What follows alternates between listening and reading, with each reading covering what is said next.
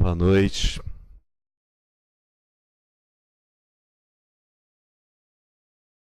Como todo último domingo, eu tenho procurado fazer estudos mostrando a profecias messiânicas, né? E hoje eu também, como a gente também vai ter festividades aí dos aniversariantes do mês, vou ver se até consigo não me alongar tanto como às vezes eu costumo. Mas vamos estar abrindo nossas Bíblias no livro de Levítico, capítulo 1. O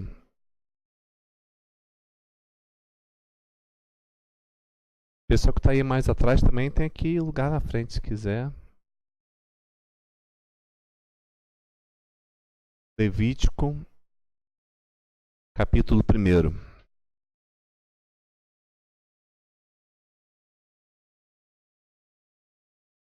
Todos acharam?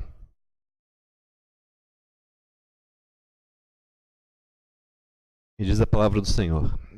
E chamou o Senhor a Moisés e falou com ele da tenda da congregação, dizendo: Fala aos filhos de Israel e dize-lhes: Quando algum de vós oferecer oferta ao Senhor, oferecerá a sua oferta de gado, isto é, de gado vaco e de ovelha. Se a sua oferta for holocausto de gado, oferecerá macho sem defeito. A porta da tenda da congregação a oferecerá de sua própria vontade perante o Senhor. E porá sua mão sobre a cabeça do holocausto, para que seja aceito a favor dele para a sua expiação. Depois degolará o bezerro perante o Senhor, e os filhos de Arão, os sacerdotes, oferecerão sangue, e espargirão o sangue em redor sobre o altar que está diante da porta da tenda da congregação. Então esfolará o holocausto e o partirá nos seus pedaços. E os filhos de Arão, sacerdote, porão fogo sobre o altar, pondo em ordem a lenha sobre o fogo. Também os filhos de Arão, os sacerdotes, porão em ordem os pedaços, a cabeça e o redenho sobre a lenha que está no fogo em cima do altar. Porém a sua fressura e as suas pernas lavar-se-ão com água, e o sacerdote tudo isso queimará sobre o altar. Holocausto é oferta queimada de cheiro suave ao Senhor. E se a sua oferta for de gado miúdo, de ovelhas ou de cabras, para o holocausto oferecerá macho sem defeito, e o degolará ao lado do altar que dá para o norte perante o Senhor. E os filhos de Arão, os sacerdotes, espargirão seu sangue em redor sobre o altar. Depois o partirá nos seus pedaços, como também a sua cabeça e o seu redenho, e o sacerdote os porá em ordem sobre a lenha que está no fogo sobre o altar.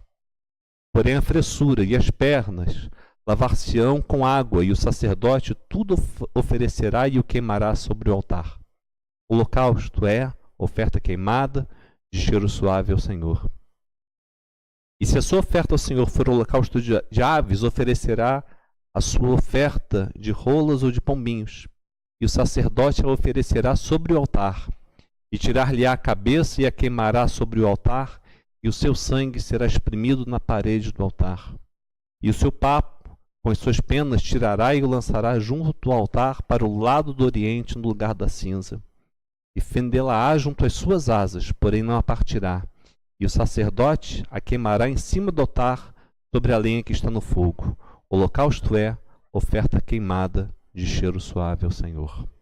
Pai, em nome de Jesus, mais uma vez eu te agradeço. Te agradeço por essa noite e pela tua palavra, Pai, que temos ao nosso dispor. Um país em que temos liberdade e que muitas vezes não é valorizado, Senhor.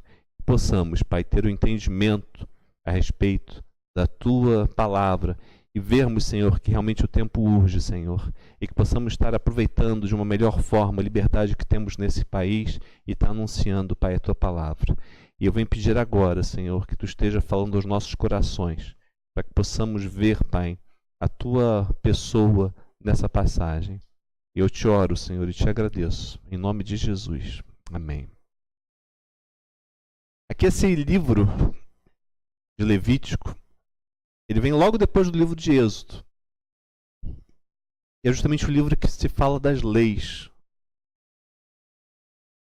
E se a gente for ver como acabou o livro de Êxodo, a gente vê justamente o Êxodo é no momento em que se vê a libertação do povo no Egito e se vê também a presença do Senhor. Mesmo nos 40 anos no deserto, ele se fez presente. Ele continuou com o povo.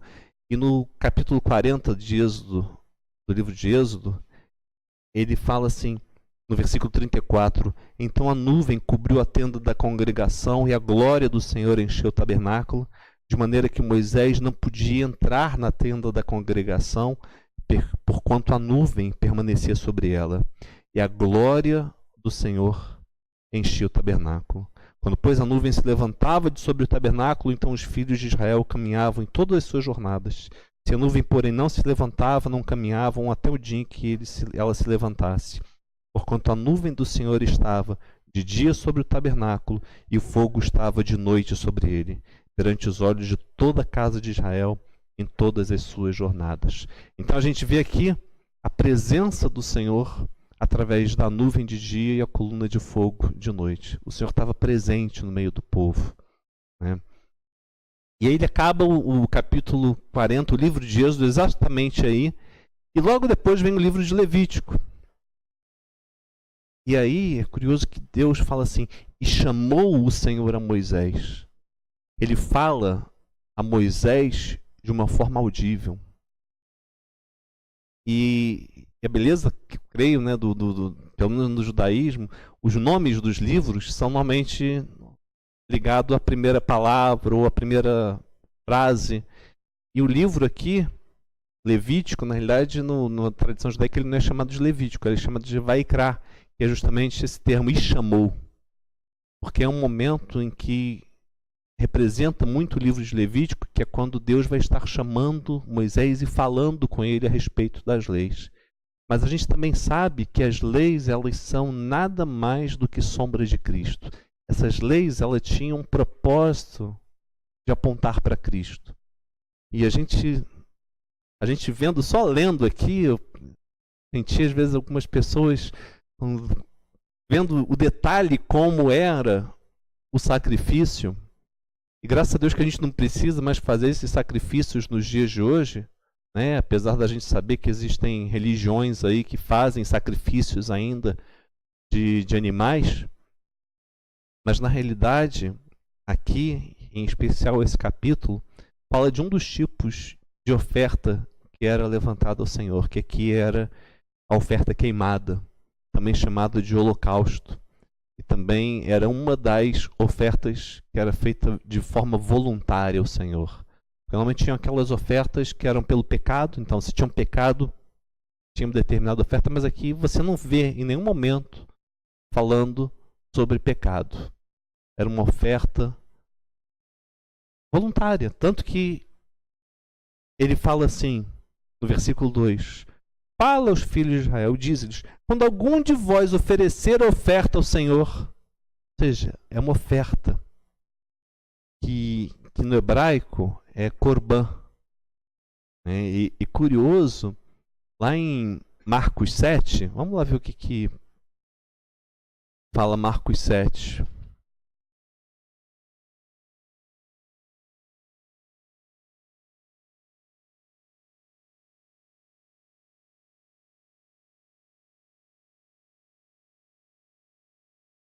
Marcos 7, a gente vê os fariseus se ajuntando contra Jesus e perguntando por que os discípulos de Jesus não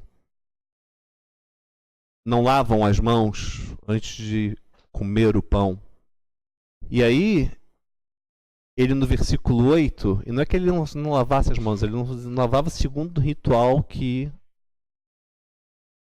os homens tinham colocado.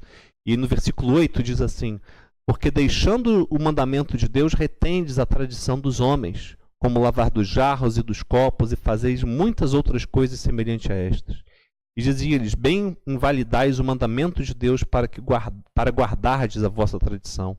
Porque Moisés disse, honra a teu pai e a tua mãe, e quem maldisser, ou pai ou a mãe, certamente morrerá.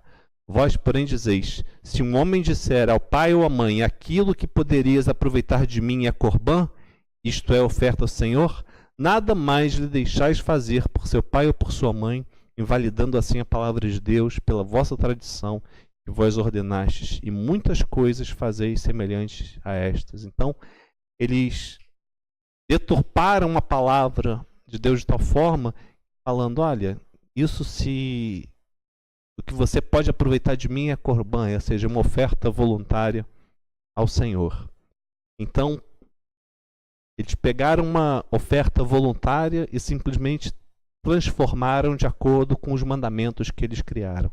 Eu não vou entrar em detalhes em Marcos 7, mas ele fala: quando algum de vós oferecer oferta ao Senhor, ou seja, era algo voluntário.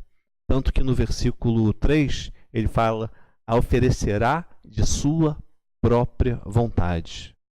Mas já que a pessoa resolveu oferecer essa oferta de própria vontade, ou seja, de uma forma voluntária, de coração, tinha a forma correta de apresentar essa oferta, né?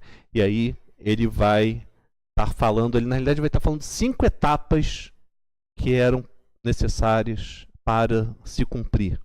Inclusive, se a gente for ver, na realidade tem 3 tipos de oferta aqui, né? Do versículo 3 ao 9 é a oferta de holocausto de gado. Versículo 10 ao 13 é a oferta de gado miúdo. Ou seja, o gado normal era o quê? Bezerro.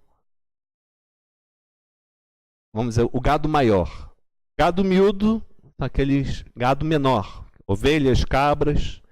E a partir do 14 ao 17 era o holocausto de aves. Então são 3 tipos de holocausto, de oferta voluntária, mas todos eles tinham suas semelhanças e elas seguiam basicamente essas 5 etapas. Primeira etapa, vamos chamar assim da vítima, né? O animal que seria sacrificado. No versículo 3, ele fala: se a sua oferta for holocausto de gado, oferecerá macho sem defeito. Ou seja, o animal que seria sacrificado deveria ser sem defeito. E essa palavra sem defeito, no hebraico tamim, não é simplesmente sem defeito. É de uma forma completa, inteira. Então você deveria oferecer esse animal de uma forma completa, inteira. E você deveria oferecer ele de livre vontade, com sua própria vontade. É uma decisão voluntária. Segunda coisa que seria necessária é a questão da identificação. Além de você escolher o animal, criava um vínculo de identificação com esse animal. Onde estava isso? No versículo 4, fala assim: e porá a sua mão sobre a cabeça do holocausto, né? Então, você cria, como na realidade você coloca a mão sobre aquele animal, ele está representando você no momento daquela morte. É isso que na realidade significa. Eu me lembro, inclusive, a tradição judaica, hoje o judeu ainda, os mais antigos, ainda fazem um sacrifício no Yom Kippur, no dia da expiação, que é a capará, né? Que ele pega o frango, a galinha, dependendo se for homem ou mulher, e depois do sacrifício ele fala que esse animal me represente, seja como meu próprio sacrifício. E aqui ele coloca então essa mão sobre a cabeça do animal como essa identificação. Mas esse holocausto, esse sacrifício, ele tinha um propósito de quê? Ele fala assim, porá sua mão, versículo 4, porá sua cabeça sobre a cabeça do holocausto, para que seja aceito a favor dele, para a sua expiação. E a palavra expiação, cafara, cobertura, é como o sangue daquele animal estivesse cobrindo. E cafar significa não somente cobertura, mas também reconciliação. Então, no momento da expiação, não só o pecado é coberto, mas também há uma reconciliação. Reconciliação com quem? Com Deus. Então, através do sacrifício desse animal, havia também essa reconciliação com Deus. Depois a gente vai estar vendo como tudo isso é aplicado também na pessoa do Senhor Jesus. A terceira etapa era a questão de que aquele que se identificou, aquele que está fazendo o sacrifício, era ele mesmo que sacrificava o animal. Porque ele fala assim, no versículo 5, depois degolará o bezerro, ou seja, quem sacrificava o bezerro não era o sacerdote. Quem sacrificava o bezerro era a própria pessoa que estava oferecendo sacrifício. E ela não somente degolava, mas também o versículo 6 fala, então esfolará o holocausto. Ela não só degolava o animal, como também esfolava, ia cortar nas partes. Não era o sacerdote que fazia isso. Porque se você for ver a função do sacerdote, aí a irmã Leni não está gostando, mas era justamente para ter essa ideia de repulsa ao pecado, de repulsa, mas era uma forma de estar se agradecendo a Deus, por Deus estar abençoando o povo, porque era uma oferta voluntária, como eu falei, não era nem pelo pecado, mas era uma forma de estar mostrando que aquele animal representava você. E como esse animal estava sendo entregue inteiro, de uma forma completa, inteira, era um animal sem defeito, que você pudesse estar sendo representado também dessa forma perante o Senhor. Mas então a pessoa tinha que degolar e esfolar o animal, cortar, partir nos pedaços. Tanto que você vê que quando se refere ao sacerdote, e aí é a quarta etapa, vamos dizer assim, desse sacrifício, ele ia então espargir o sangue, né? Versículo 5. E os filhos de Arão, os sacerdotes, oferecerão o sangue e espargirão o sangue em redor sobre o altar que está diante da porta da tenda da congregação. Então, sempre que fala dos sacerdotes, você vê que está falando no plural, né? E lá no versículo 7 fala também, e os filhos de Arão, sacerdote, porão fogo sobre o altar, pondo em ordem a lenha sobre o fogo. Também os filhos de Arão porão em ordem os pedaços. Então, sempre que está aí no plural, você está vendo que são os sacerdotes que estão fazendo. E quando está no singular, que é o degolar e esfolar, era aquela pessoa que oferecia o sacrifício. E aí a última etapa, então a quarta etapa era eles espargiam o sangue, em redor sobre o altar. E a última coisa, depois deles já estarem pondo em ordem os pedaços de que a pessoa partiu, ele então no versículo 9, eles lavariam com água e o sacerdote queimaria então sobre o altar. Então, aí sim a oferta seria queimada. E aí ele fala de cheiro suave ao Senhor. Porque é algo agradável ao Senhor. Porque foi feito de acordo com o propósito de Deus. A gente vê logo no começo da Bíblia dois tipos de sacrifício. O de Abel e o de Caim. O de Abel foi aceitável ao Senhor. O de Caim, não. Alguns vão falar, não, porque Abel sacrificou animal, Caim não. Mas eu creio que é muito além disso. Porque não era simplesmente um animal, deveria ser algo voluntário, algo de uma forma inteira, de coração. Eu creio que realmente Caim, ele não estava oferecendo o seu sacrifício de uma forma voluntária, de uma forma plena, na sua atitude, na sua dedicação, na sua devoção. Né? Então, a gente vê cada uma dessas etapas na própria pessoa do Senhor Jesus. Primeira coisa, o sacrifício. A gente viu que o animal tinha que ser um animal sem defeito, completo, inteiro. E este animal seria oferecido de própria vontade, não do animal, no caso de quem estava fazendo o sacrifício. Mas no caso do Senhor Jesus, ele teve uma vida sem pecado, era uma vida sem defeito. E ele aí, nos representando, ele se ofereceu de livre vontade. Ele se ofereceu voluntariamente por nós. Então, ele foi realmente essa oferta de uma forma voluntária. O segundo ponto, a identificação. Ele se colocou no nosso lugar. Por exemplo, duas passagens. Vamos lá ver. 2 Coríntios.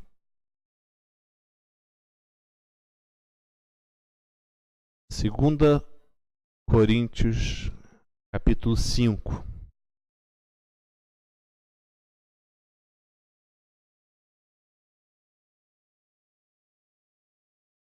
Que a gente vê que ele não tinha pecado.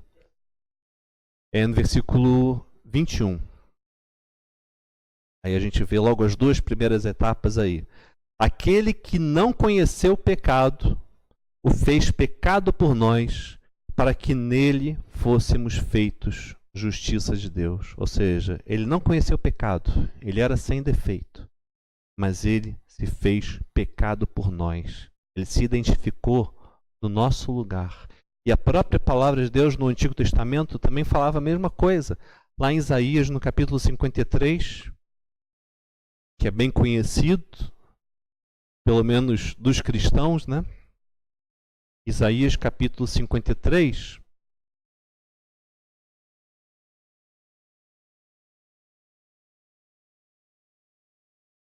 No versículo 4, ele fala: verdadeiramente ele tomou sobre si as nossas enfermidades e as nossas dores levou sobre si.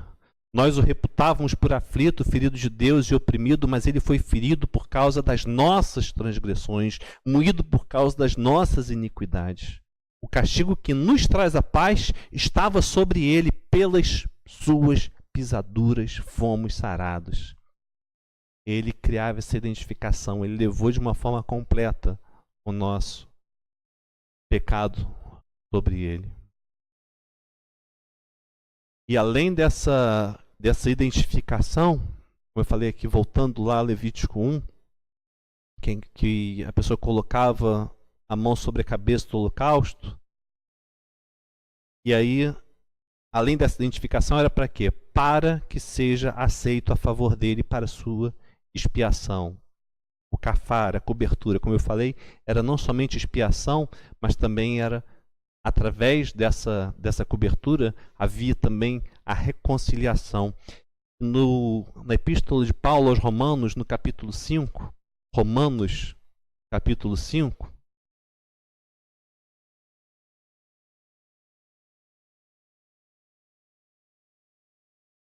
no versículo 10, Paulo escreve o seguinte: porque se nós, todos acharam? Não? Porque se nós, sendo inimigos, fomos reconciliados com Deus pela morte de seu Filho, muito mais, tendo sido já reconciliados, seremos salvos pela sua vida. E não somente isso, mas também nos gloriamos em Deus por nosso Senhor Jesus Cristo, pelo qual agora alcançamos a reconciliação.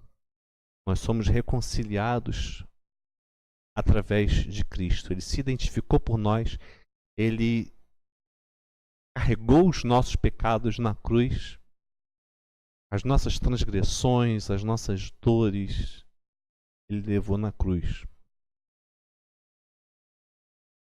terceira etapa, degolará, era necessário o degolar. Na realidade, o degolar, a palavra lá no hebraico, significa matar. E no caso, ser morto. O Senhor Jesus, ele foi morto em nosso lugar, como a gente viu também lá em Isaías 53.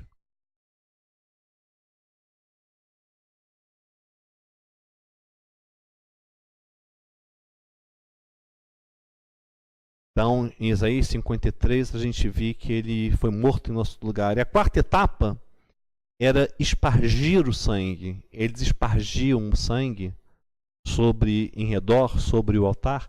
E Isaías 52 diz o seguinte. Isaías 52, e curiosamente, esses últimos versículos de Isaías 52, eu falo assim, que várias vezes a pessoa que fez a divisão aí dos capítulos e versículos, creio que se equivocou, porque os últimos 3 versículos de Isaías 52 é onde, creio eu, é justamente o começo de Isaías 53. Isaías 52, a partir do versículo 13, diz assim: Eis que o meu servo procederá com prudência, terá exaltado e elevado e muito sublime, como pasmaram muitos à vista dele, pois o seu parecer estava tão desfigurado, mais do que o de outro qualquer, e a sua figura mais do que a dos outros filhos dos homens. Versículo 15 fala, assim borrifará, e a palavra lá no hebraico é justamente a mesma que está lá de espargirá. Ele espargirá, borrifará muitas nações. E os reis fecharão as suas bocas por causa dele, porque aquilo que não lhes foi anunciado verão, e aquilo que eles não ouviram entenderão. Ou seja, a gente sabe que através do Senhor, todo povo, língua e nação será salvo, porque ele espargiu, assim, espargirá, borrifará muitas nações. Né? A gente sabe que o seu sacrifício resgatará muitos. Infelizmente, não resgatará todos. Ele fez o sacrifício dele por todos, mas infelizmente, só aqueles que o aceitarem é que estarão cobertos por esse sangue. Então serão, através desse espargir do sangue, do borrifar do sangue do Senhor Jesus. Aí a gente vê em Levítico 1 essa representação. E aí vem o quinto ponto, voltando lá a Levítico 1. O ponto, às vezes, que é confundido. Que fala assim, poxa, mas espera aí. Ele vai queimar? E normalmente o queimar, as pessoas associam o queimar ao fogo do inferno, ao derramamento da ira do Senhor. Apesar de que tem um certo sentido aí, mas na verdade o queimar, creio eu que o queimar está ligado à purificação. É através do fogo que nós somos purificados. É através do fogo que a sujeira é retirada, né? Então o próprio Senhor Jesus, e aí vamos ver algumas passagens aqui.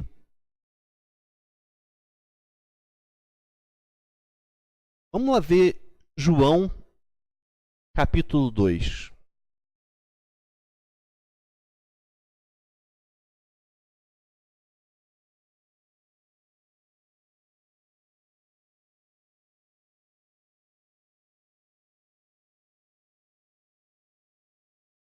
João, capítulo 2, a partir do versículo 13. Que fala assim, e estava próxima a Páscoa dos judeus e Jesus subiu a Jerusalém. E achou no templo os que vendiam bois e ovelhas e pombos e os cambiadores assentados. E tendo feito um azorrague de cordéis, lançou todos fora do templo. Também os bois e ovelhas, e espalhou o dinheiro dos cambiadores e derrubou as mesas. E disse aos que vendiam pombos, Tirai daqui estes, e não façais da casa de meu pai casa de venda. E os seus discípulos lembraram-se do que está escrito: o zelo da tua casa me devorará. Ou seja, aqui a gente vê o Senhor Jesus dando uma limpeza. Por quê? Eles estavam fazendo comércio na casa de Deus. Porque as pessoas, normalmente, até as mais humildes, elas traziam os seus animais. Se elas tinham em casa, para que elas iam precisar comprar no templo? Porque como quem controlava a escolha dos animais eram os próprios sacerdotes, e nessa época era uma prostituição mesmo espiritual, eles na época de fazer a verificação dos animais, eles muitas vezes não aprovavam, mesmo que aquele animal tivesse perfeito, não, tem que comprar o daqui. E aí a pessoa não tinha dinheiro, e aí tinha também os cambiadores, que eram os cambistas, né? os que faziam a troca do dinheiro, a conversão do dinheiro. Justamente para poder aproveitar o dinheiro, comprar com o dinheiro de lá, e então virou realmente um comércio dentro do templo. E era muito sujeira, espiritualmente falando.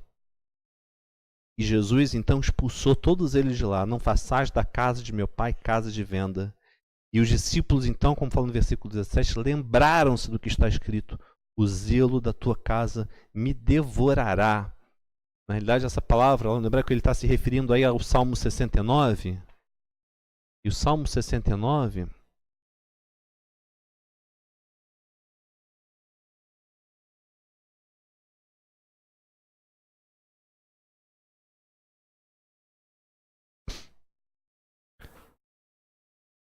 Salmo 69, versículo 9.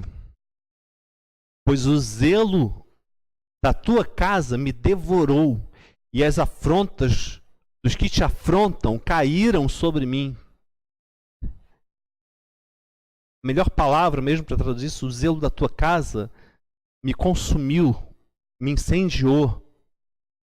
É como se o fogo mesmo, mas no sentido de querer a limpeza daquela situação. E foi justamente por isso que quando os discípulos viram Jesus fazendo aquilo, falaram: ih, caramba, ele está se referindo lá ao Salmo 69.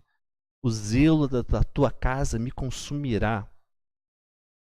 E eu creio que é justamente aí, nesse sentido, que está se referindo ao... Voltando lá a Levítico 1, a essa passagem. Então,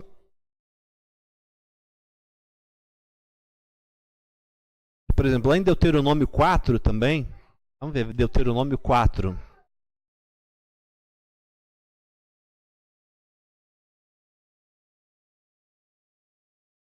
Deuteronômio 4, versículo 24, diz: porque o Senhor teu Deus é um fogo que consome, um Deus zeloso. Ele consome, nesse sentido, ele incendeia, ele não permite que seu servo veja uma coisa errada e deixe daquela forma. Não, ele tem zelo, ele tem ciúme, ele tem cuidado, ele quer o melhor para a sua casa, o melhor para aqueles que o servem. E aí, voltando ao Levítico 1.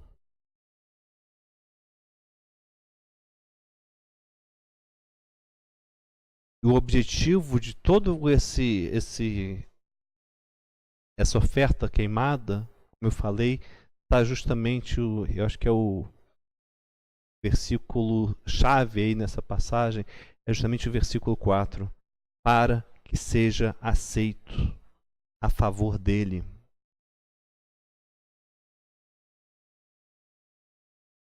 Então, o Senhor Jesus, ele se ofereceu de uma forma completa.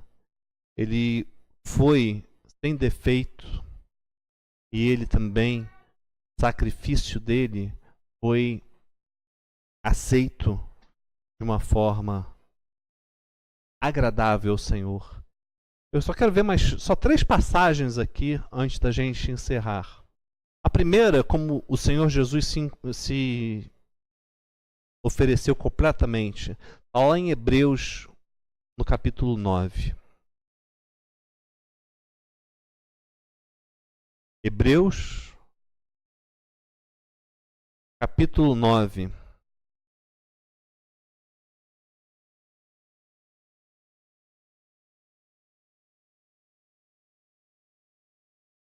Versículo 13 e 14. Porque se o sangue dos touros e bodes e a cinza de uma novilha esparzida sobre os imundos os santifica quanto à purificação da carne, quanto mais o sangue de Cristo, que pelo Espírito Eterno se ofereceu a si mesmo, imaculado a Deus, purificará as vossas consciências das obras mortas para servirdes ao Deus vivo. 1 Pedro, capítulo 1, um pouquinho depois aí de Hebreus, Tiago, Pedro. 1 Pedro, capítulo 1, versículos 18 a 20. Sabendo que não foi com coisas corruptíveis, como prata ou ouro, que fostes resgatados da vossa vã maneira de viver, e por tradição recebestes dos vossos pais, mas com precioso sangue de Cristo, como de um cordeiro imaculado e incontaminado, o qual, na verdade, em outro tempo foi conhecido, ainda antes da fundação do mundo, mas manifestado nesses últimos tempos por amor de vós. Ele, como aquele sem defeito, o cordeiro imaculado, incontaminado, que se ofereceu por nós. E a última passagem, Efésios, capítulo 5.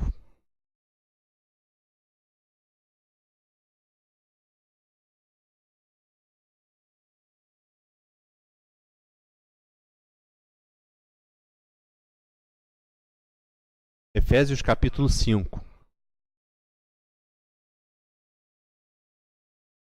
E ele fala assim: sede, pois, imitadores de Deus, como filhos amados, e andai em amor, como também Cristo vos amou, e se entregou a si mesmo por nós, em oferta e sacrifício a Deus, em cheiro suave.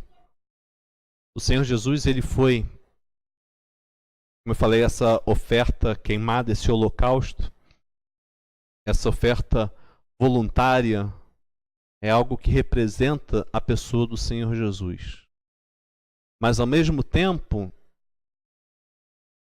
Paulo, ele escrevendo aos Efésios, fala que nós, como filhos de Deus, ele fala assim, imitadores de Deus, filhos amados, a gente deve andar também como Cristo. E como ele fala, andar em amor, como também Cristo vos amou, e se entregou a si mesmo por nós. Se entregou a si mesmo por nós como? De forma voluntária. Em amor. Se não fosse em amor, ele não se entregaria de uma forma voluntária. Mas se entregou a si mesmo por nós, em oferta e sacrifício a Deus, em cheiro suave. Ou seja, ele fez o sacrifício maior de pagar com a própria vida por nós.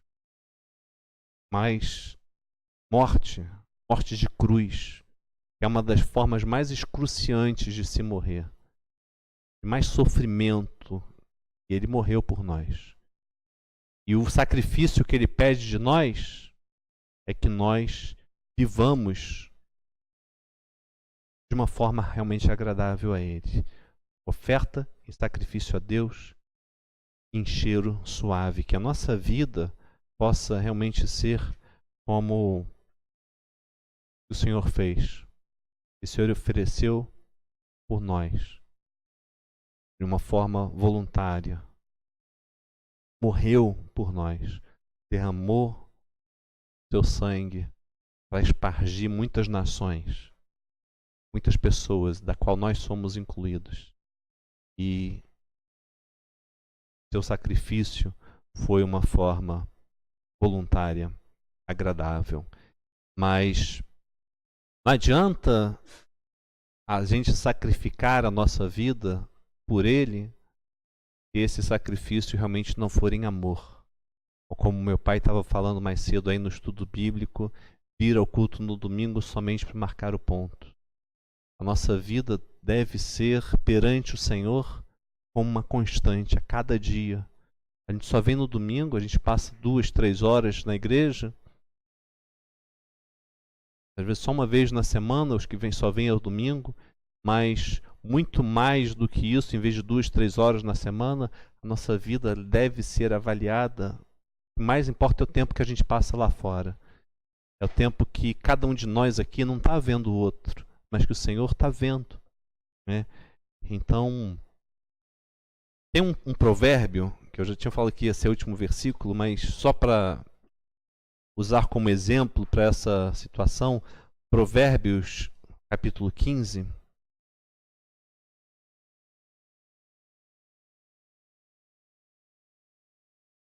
O versículo 8.